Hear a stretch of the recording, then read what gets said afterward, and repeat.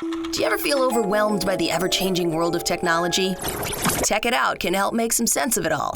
Breaking down geek speak into street speak, technology columnist, author, and TV personality Mark Saltzman covers consumer technology each week for every listener.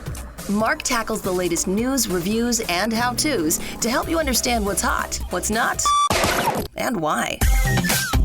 Hey everyone, welcome to Tech It Out. This is episode 362. Hope you're doing well today.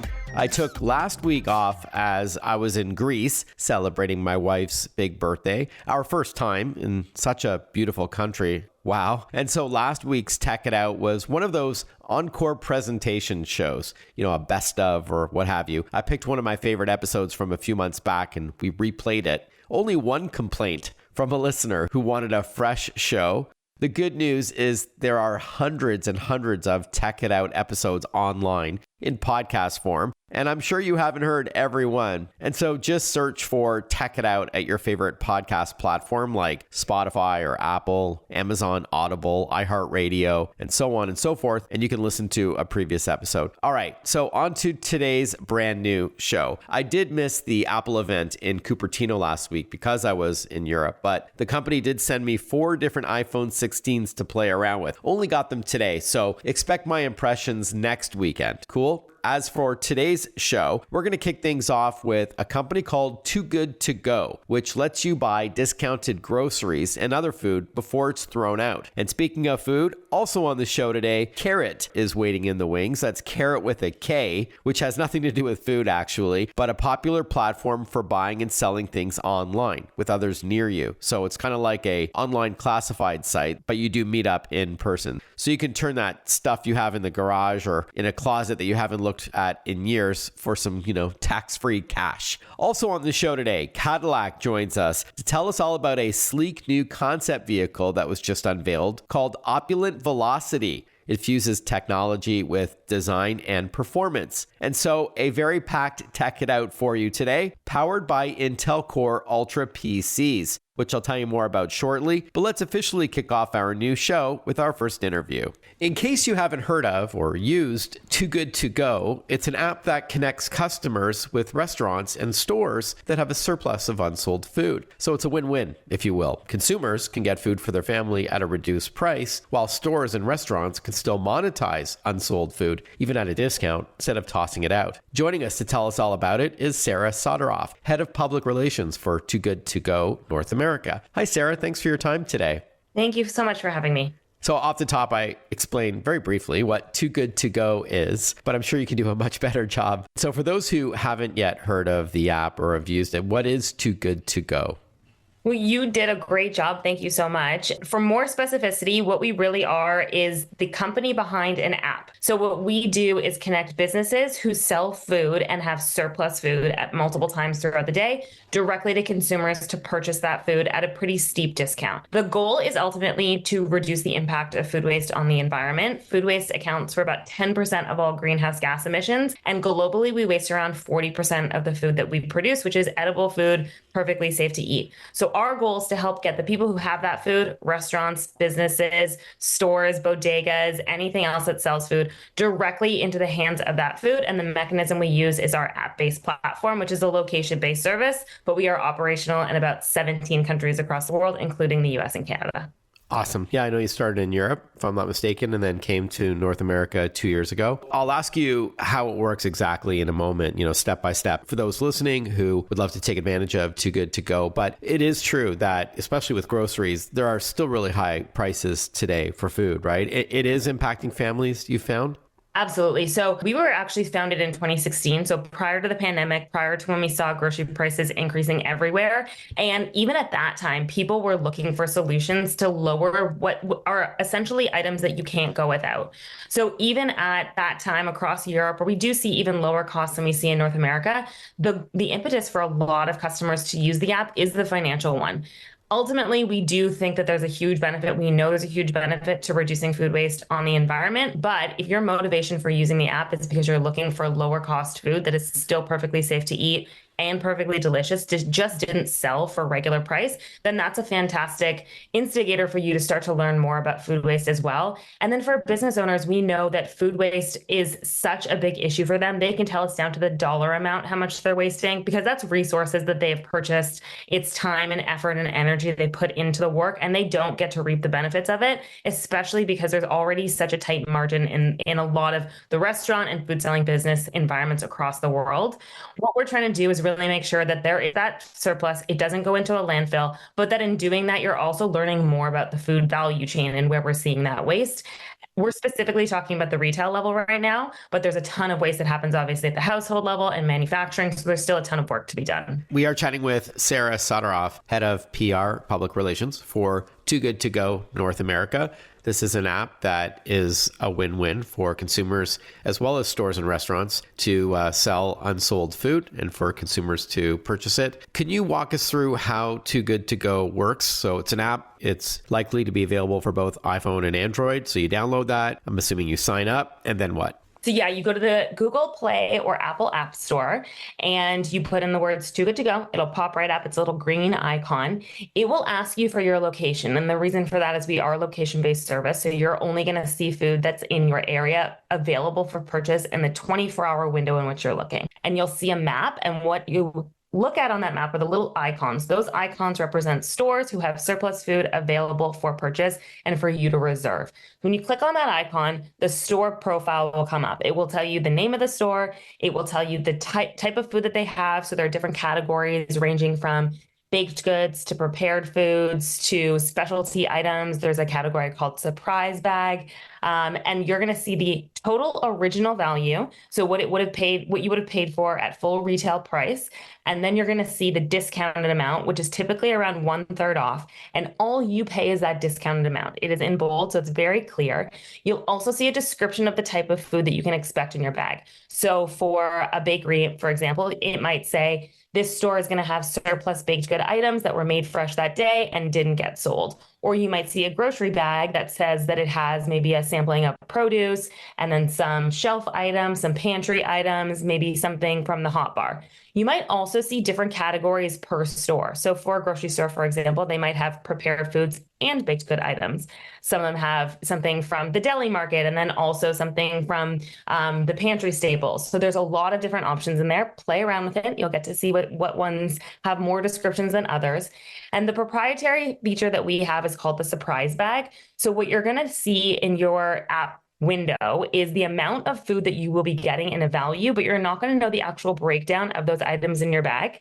The reason for this is because surplus food waste is very unpredictable. And what we're helping the businesses to do is capture as much surplus waste as possible without having them to itemize, photograph, add updated descriptions every day, or anything that might be a barrier to them being able to get that food into the hands of their consumers.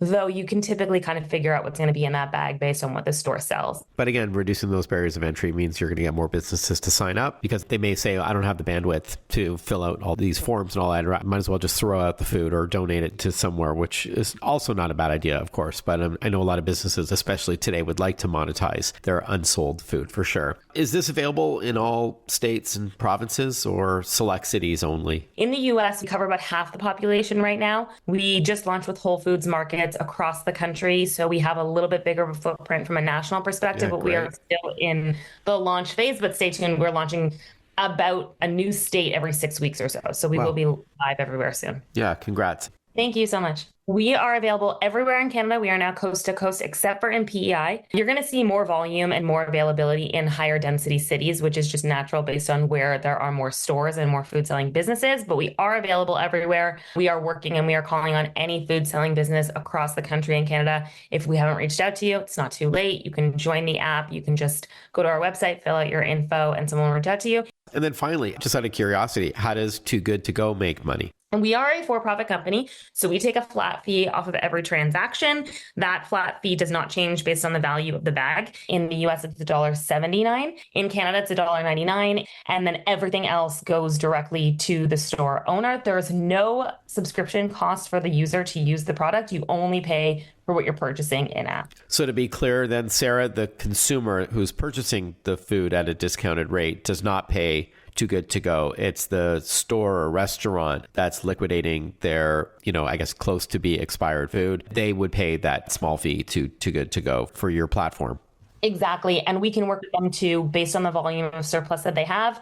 How many bags is right for them per day, per week? What is the frequency that they want to have their food sold? Right. So that they can maximize those profits. Okay. So again, it's called Too Good To Go, which is available at the App Store or Google Play. But is there a website for those who want to learn more about the company as well? Absolutely. TooGoodToGo.com. There's a ton of great info and facts and stats on food waste, what you can be doing at home to make yourself a smarter shopper. And then we are always updating that with new ways that you can help either extend the life of food at home and then really make those dollars and cents work for you. So it's a great resource. Yeah, it also sounds like a great project for students, like a good school report or some sort of presentation. I think spread the word. Sounds amazing. Sarah, thank you so much. TooGoodToGo.com. Really appreciate your time and your insight and your expertise. Thanks again. Thank you so much. I wanted to tell you about a great deal at Costco. It's one of those new Intel Core Ultra PCs. The MSI Prestige 13 Copilot Plus Evo laptop is on sale for $11.99, a great price for a really pretty OLED laptop, but a lot of power under the hood. It's, again, a Core Ultra 7 processor, Intel Killer Wi-Fi 7, and a lot more. So Costco.com for that MSI Prestige laptop powered by Intel. When we return on the program, we are going to chat with Karrot, with a K, about its popular app. Stick with us. We'll be right back. Listen to Tech It Out whenever you want. Find the Tech It Out podcast at iTunes or wherever you get your podcasts.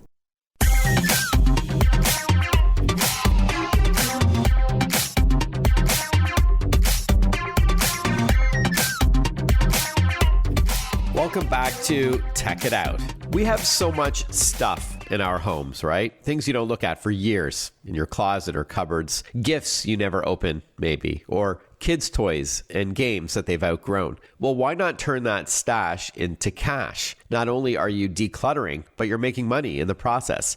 And these days, every little bit helps, right?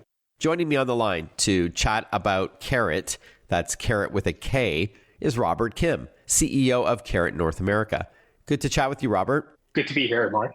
Thanks. So, hey, before we talk about Karrot, please tell us a bit about your experience in the tech space. I think you helped launch Google Offers, which is huge, and you also co-founded Ritual and Good.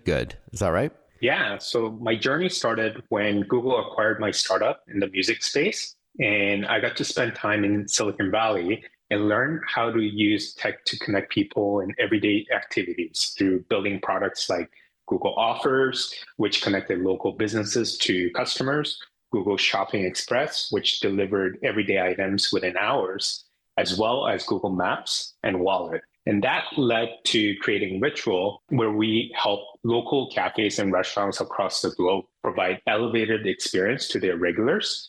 And then Good, where we connected local makers to our communities across Canada.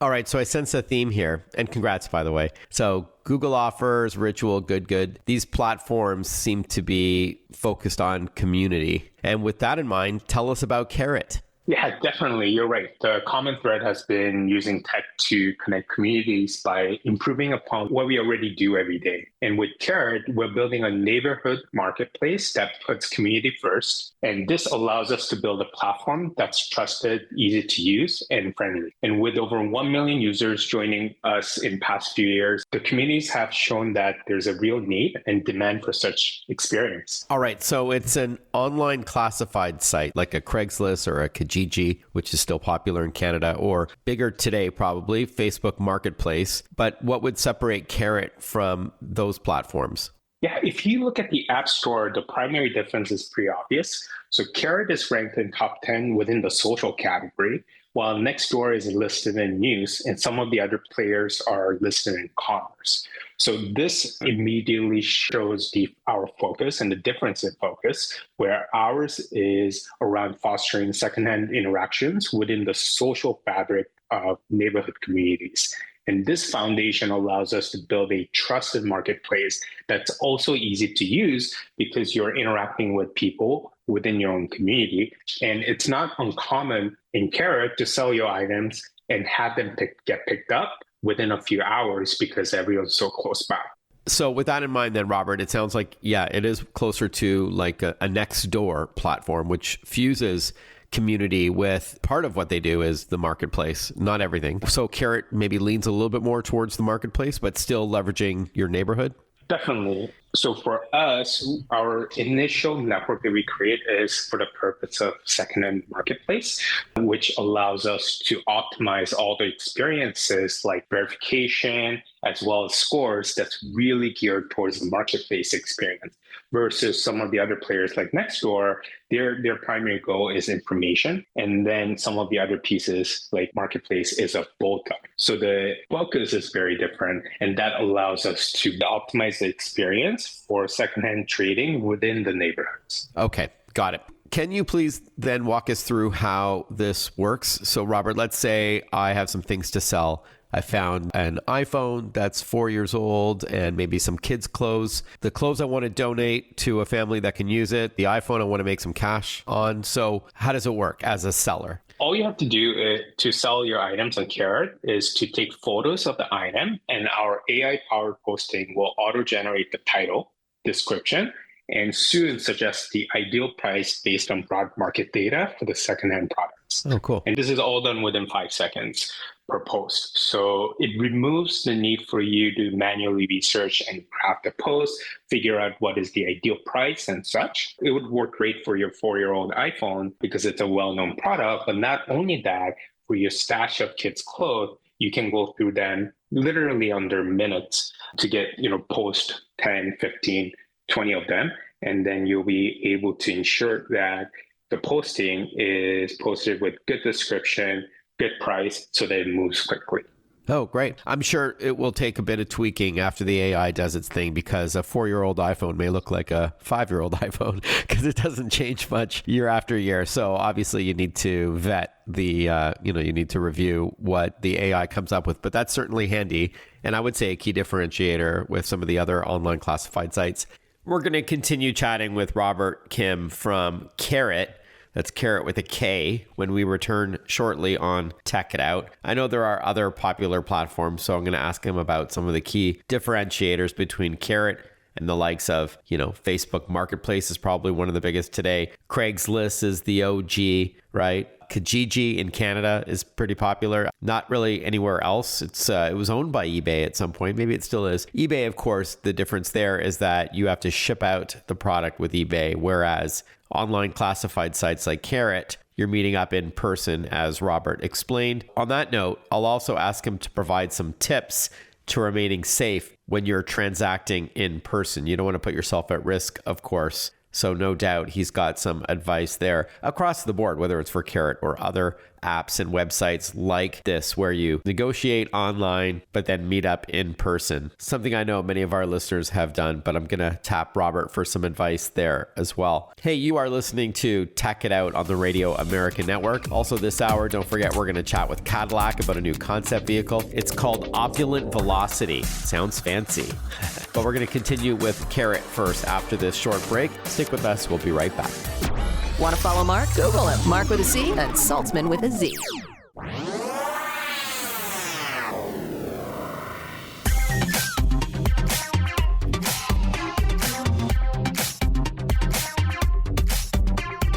Breaking down geek speak into street speak. This is Tech It Out. Tech It Out with technology columnist, author, and TV personality Mark Saltzman. Welcome back to Tech It Out. Our guest is Robert Kim, CEO of Karrot North America. That's Karrot. Is this an app then, Robert, or is this a website, or both? It's a mobile app because we focus the mobile experience first. On the mobile, you can do posting all the way to purchasing. And on the website, which is carrotmarket.com, you can still browse for items. And we use it to allow users online to discover more products. I know with Facebook Marketplace, it has to link to your Facebook profile. And on one hand, for the buyer, that might give them some peace of mind because they can kind of look at your page and make sure you are who you say you are. But I know people who sell things on online classified sites who want to do this discreetly. They don't want their page known or seen by others. And I know you can close your profile somewhat on Facebook, but with Karrot, I know that it's community based. Someone may even want to just walk over and pick up that, I don't know, mattress that you've got on your driveway that you're willing to sell for cheap. Are there any privacy or security features built in? Definitely. So all you need is a mobile phone to sign up. We don't link to Facebook, Google, or anything else for that matter, because we take security very seriously and privacy seriously as well. And the way we do that is when you sign up with your mobile phone, all we do is use the phone's location to verify you are actually living where you say you are, which is very different from many other platforms. So when you sign up, we know that your device and you're actually in the specific neighborhood, and that acts as a signal for us to really tie together the neighborhoods and the people within the community. Okay, so you can't post something and hope that someone 30 minutes away on the other side of town will want to buy it. So depending on the 30 minutes, I think 30 minutes in rural areas is quite different versus the cities because of the traffic and all. But in general, you're correct. Okay. When you're posting, the goal is to have prioritize folks that's nearby over folks that's further away. And that works well because even though a lot of folks, would feel that more exposure is better, when things are exposed to folks that's further away, during the transaction and negotiation and discussions, there's more likelihood that will fall through or the person may not show up. Although the top of the funnel may look better, it's not necessarily that the quality of the transaction increases. And that's one of the gotchas that we figured out early on. Got it. Thanks. And where does Karrot work? Robert, you said that the US and Canada are the newest countries to join Karrot, which I believe is a South Korean company. Does it work in all major cities and even in smaller suburbs and rural areas as well? We just launched across Canada a couple months ago. And in US, it works in New York City and Chicago right now with plans to expand across US over the next few years. All right. And you'll plug a website soon, please, Robert, for people to look it up if it's not yet available in their hometown. Can I ask you how Karrot makes money? You know, if I sell something on Karrot or through Karrot, do they get a cut of it or what's the revenue model? Our primary goal is to build the most trusted secondhand marketplace first, in a way that's commission-free for both buyers and sellers. So we will not make money off the buyers or sellers directly. But once we achieve liquidity, we'll look at revenue sources like local ads for businesses that will mutually benefit our users and communities that we serve. Or I know with some of these other online classified sites and apps, you can pay to have your listing bumped up, to be seen over others. Is that a possibility at some point in the future? Maybe, but we haven't done that yet. Okay. And in fact, the boost feature is available within the app, and we don't charge anything for it. Wow. So once you post stuff, you can boost without paying extra, and we don't have any plans to make that cost money anytime soon. Okay. Thanks, Robert. And then finally, before I let you go, any tips for buyers and sellers to remaining safe when they are transacting in person? Any advice you can give? Yeah, absolutely. So the first one is that if a deal looks too good to be true, it usually is. So always be cautious. For example, if a brand new inbox iPhone 16 Pro is on sale for 50% off, that's a giant red flag, and it's more often a scam than a real deal. Second, you always want to meet for transactions in a public place, ideally one with cameras and a lot of people during the daylight hours.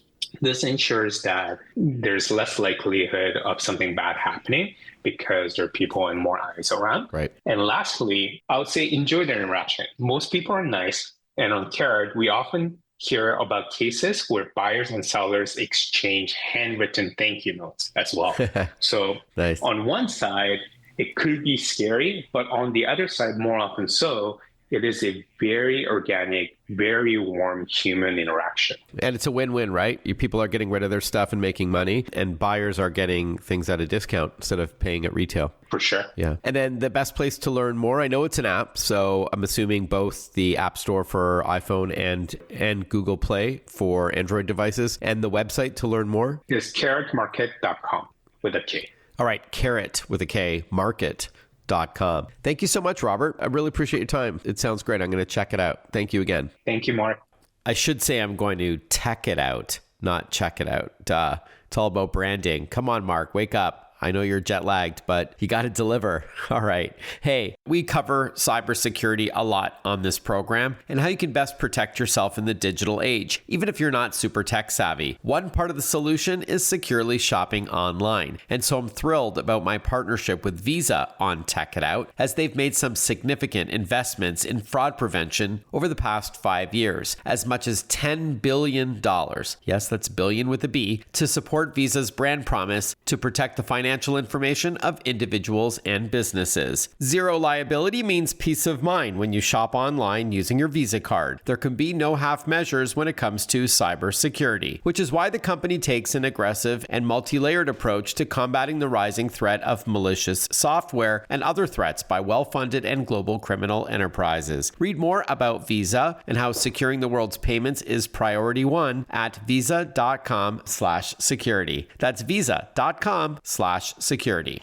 When we return on Tech It Out, we're going to catch up with Cadillac to hear about a new concept vehicle that was just unveiled the other week. It's called Opulent Velocity. It fuses tech with design and performance, with an emphasis on tech, hence them being on Tech It Out to share the news with you. I'm a Cadillac owner myself, in fact, so I'm especially interested to hear what they've got. Autonomous driving, so self-driving tech, augmented reality on the dashboard. More Tech It Out coming right up after this short break. Breaking down geek speak into street speak. Tech It Out, hosted by Mark Saltzman.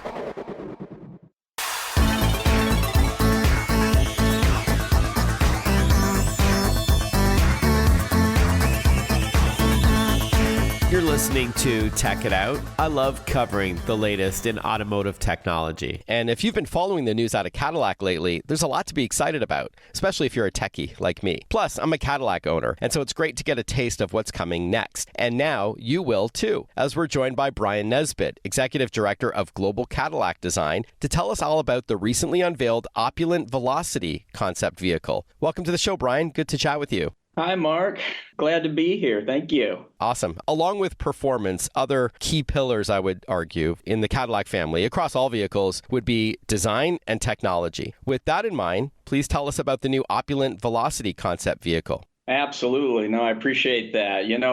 Years ago when we were kind of rebuilding the Cadillac brand, we actually used to call it art and science internally. And so just as you kind of articulated, it just keeps evolving. But it's really, what part is the head and what part is the heart to create really a great offering in the marketplace. And Opulent Velocity is a concept car that's really a study of things we're interested in as we move forward into kind of high performance, zero emission propulsion. Also things like configurations. Opulent Velocity is inspired by our current Blackwings. So if you're familiar with a CT4 V-Series Blackwing or a CT5 V-Series Blackwing, our Vs are our performance sub-brand. Think of like a BMW M series, if you will. But the Blackwings are track capable.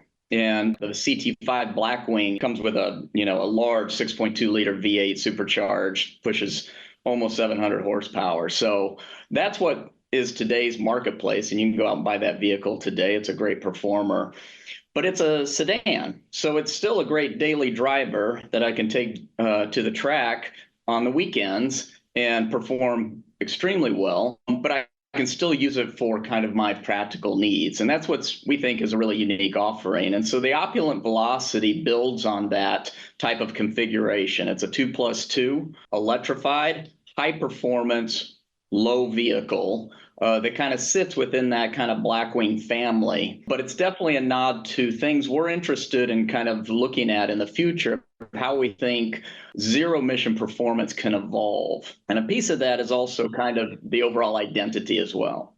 I want to unpack some of that too. But yeah, thanks for that. It kind of answered my next question if it was sort of based on the Blackwing or V-Series luxury brand. In fact, I had on this very same show about 2 years ago, Chad Christensen, engineering group manager at GM and former lead development engineer for V-Series Blackwing.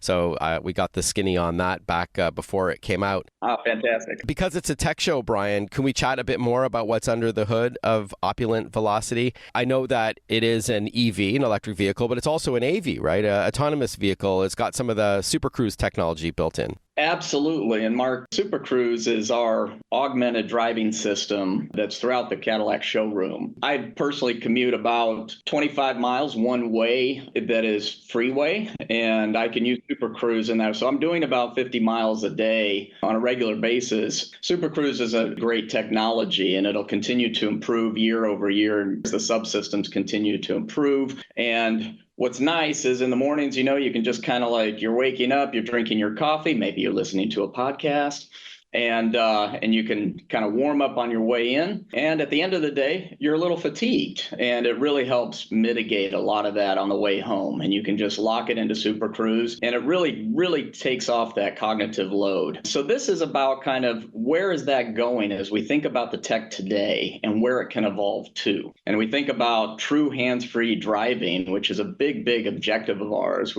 Cadillac really desires to be the leader in hands-free driving. So if we look at the subsystems coming online in the future, there'll be more processing power. They'll be able to really aggregate the data even faster. All of those will be big enablers, but also there'll be biometric sensing. There'll be ways to interact with the vehicle, all enabled by the tech in this time frame. And so if we imagine kind of what's possible, and that's what Opulent Velocity means in the name actually, is there's an opulent mode, and this mode is basically an autonomous mode. And that way, all the burden of sitting and commuting in traffic today can really use that time differently. And so whether you need to, you want downtime or you want some productivity, let's say, whether it be personal or even professional. So that's the opulent mode, and the steering wheel retracts. Actually, the pedals retract into the floorboard. Wow. And this is really foreshadowing kind of how we see the tech enabling commuting in the future. And then the velocity mode is really about that Blackwing experience. Now, power delivery in electric is phenomenal. It's such an elegant delivery of power, and so quickly, the instant torque. So that's a very exciting piece of it. And we want the driving experience to be even more dynamic than today. So being track capable is important. And in those attributes, things have to be low, they have to be wide, they have to be road confident, wheel and tire package, and all of that's part of the concept and what we built. But the velocity wants to be that driving experience. So then the steering wheel comes back to you, and you get a lot of augmentation to help you perform better at high speed. And just to clarify, this again is a concept. It's not out on the roads just yet. The way Super Cruise works today is that you do need to keep your eyes on the road. There's a camera sensor on you. So if you start fiddling with your phone, it'll warn you you got to pay attention. But in the future, when the technology is ready and legislation as well and all that, then, in theory that you're going to be able to safely get from point A to point B with the car doing its thing. And by the way, for those who have written to me in the past, my listeners who have said, I don't like the idea of autonomous or semi-autonomous driving because I like to be in control. That's great. It's an option. But just know that 95.5% of all car accidents are caused by human error. So if you're willing to trust some of this technology, and it really is evolving rapidly and safely, there's a lot to be excited about. More with Bryan from Cadillac about Opulent Velocity when we return on Tech It Out. Follow Mark Saltzman on Facebook, on Twitter, on Instagram. Listen to Tech It Out whenever you want.